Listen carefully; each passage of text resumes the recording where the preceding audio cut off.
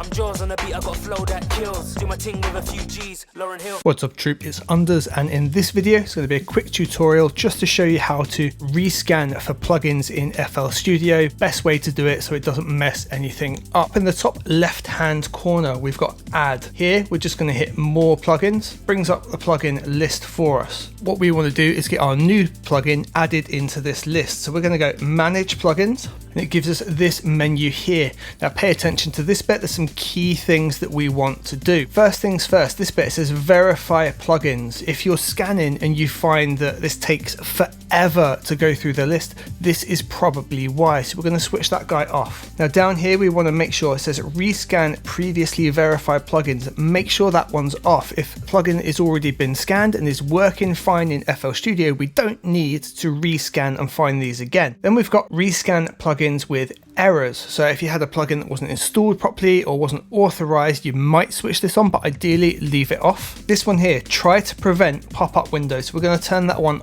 on. That means if something needs registering or there's a key thing to put in, it's only going to pop up if it's critical. Otherwise, it's not going to open up the plugin and verify it and any of that jazz. And then we can combine VST and VST3 versions in the same one. So we want those switched on. So verified plugins, switched off. Rescan previously verified, switched off. Rescan with errors, switched off. Try to prevent, switched on. Combine, switched on. Obviously make sure that all your plugin search paths are correct. So I've got the 5 in here, the default FL ones and then the VST ones.